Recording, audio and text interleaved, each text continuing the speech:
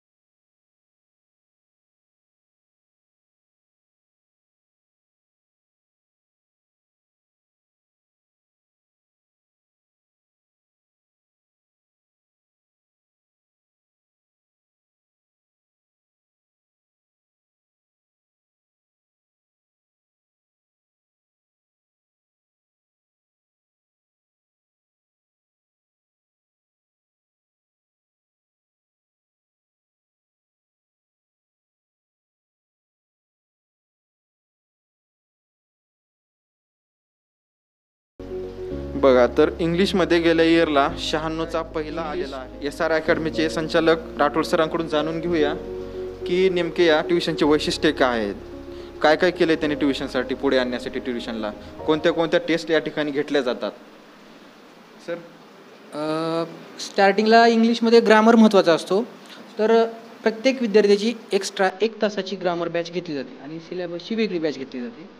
आणि 10वीचे जवळपास वर्षभरामध्ये आमचे 45 पेपर होतात. 80 मार्काचे बोर्ड पॅटर्ननुसार 45 पेपर घेतले जातात. दर रविवारी एक्झाम असते. हो, काही वेळा काय होतंय या टेस्टमध्ये अनेक जण कसं ॲबसेंट असतात आणि काही जण तर लेक्चरसाठी पण ॲबसेंट असतात तुमच्या इथे.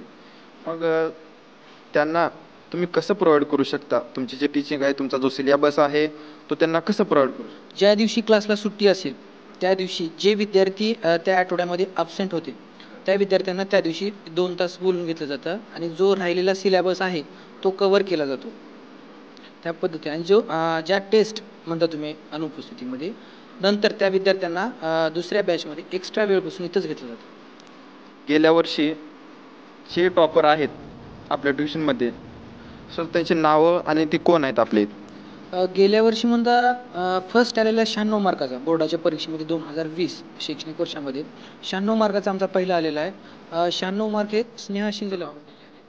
माझं नाव स्नेहा शंकर शिंदे. मी शिवाजी स्कूलमध्ये होते. बरं, किती स्टँडर्डपर्यंत शिकला तुम्ही तिथं.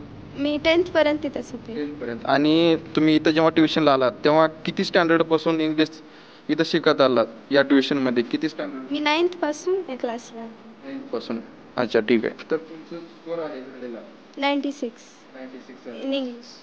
इथलं जे ट्युशनचं मार्गदर्शन आहे ते तुम्हाला सरांचं कसं वाटलं?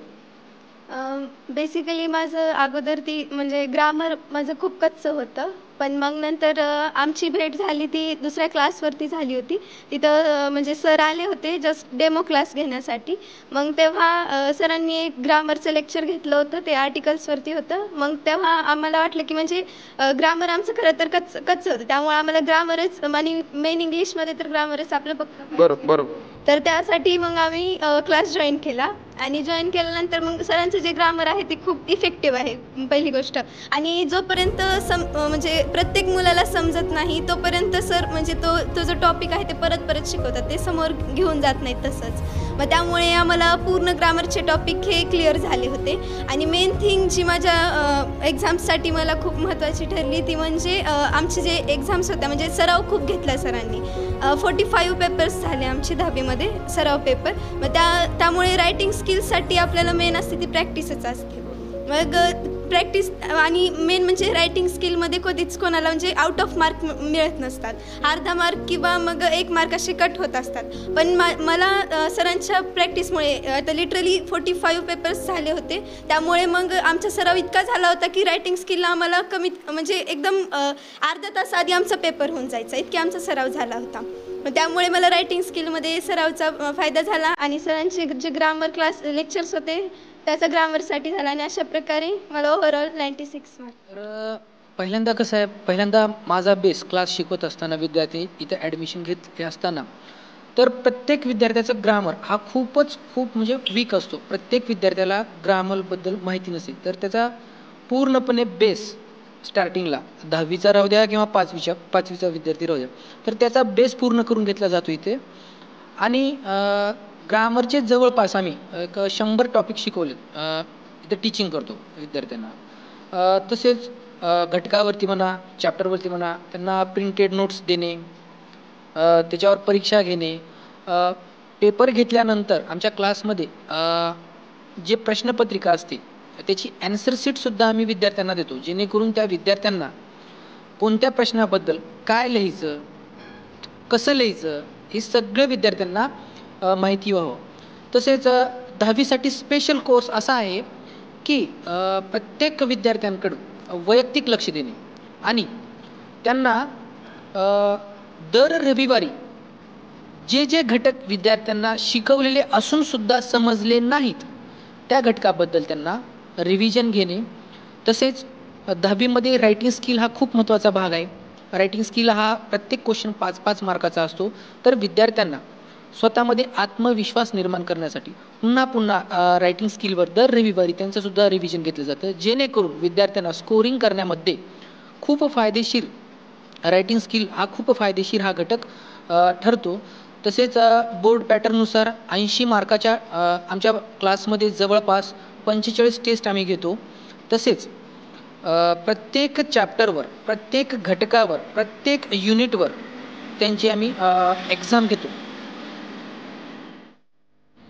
त्यानंतर आपल्या ट्युशनमधील दुसरा जो रँकर आहे त्यांच्याशी संवाद साधू, बघू त्याचं म्हणणं काय आहे ट्युशनबद्दल आणि इथल्या संचालकाबद्दल. नाव सांगितलं? माझं नाव फावडे अश्विन आहे. अच्छा ठीक आहे. तुला किती पर्सेंटेज पडले गेले? मला 90 मार्क इंग्लिशमध्ये पडले. बरं 90 पडले.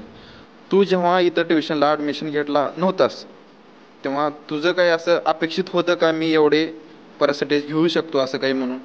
नाही, मला वाटलं नव्हतं मी 90पर्यंत जाईन इंग्लिशमध्ये. मग तू? माझं नाव इकवे कोमल शिवाजी. मी आता 10th स्टँडर्डमध्ये शिकत आहे. फर्स्ट मला या क्लासविषयी काहीच माहीत नव्हतं. लॉकडाऊनमध्ये क्लासेस बंदच होते आणि इंग्लिश क्लासेस लावायचे होते मला. आणि गेल्या वर्षी 9thला पद्मावती क्लासेसमध्ये होते मी. आणि माझ्या मैत्रिणीने सांगितलं की ESR अकॅडमीमध्ये राठोड सर चांगलं शिकवत आहेत म्हणून मी इथं आले होते. आणि लॉकडाऊनमध्ये मी ऑनलाईन क्लास घेतले. ऑनलाईन क्लासमध्ये पण सरांचं मला आवडल्यामुळे मी ते क्लास लावलं. सरनी फर्स्ट माझं बेसिक जे इंग्लिशचं बेसिक असतं ते ग्रामर त्यांनी पक्का करून घेतलं. मला अगोदर येत नव्हतं काय पण याच्यातलं. मग सरनी आर्टिकल्स क्वेश्चन टॅग अशा प्रकारेमध्ये आणि हॅव त्याचा वापर ते सगळं शिकवले. आणि रायटिंग स्किल पण पक्कं झाले आता. सरनी आत्ता आमचे 18 पेपर झालेत. 80 मार्काचे 18 पेपर झाल्यामुळं आमचं सगळं पक्कं झालं त्याच्यातलं. आणि आता म्हणजे कॉन्फिडन्स आला पेपर सोडवण्यासाठी. सरमुळेच सगळं झालं आहे. आणि सर शिकवताना पण टीचिंगमध्ये जे समजलं नाही ते रिपीट घेतात, पुन्हा पुन्हा विचारतात तुम्हाला समजले का नाही ते विचारतात आणि सांगतात.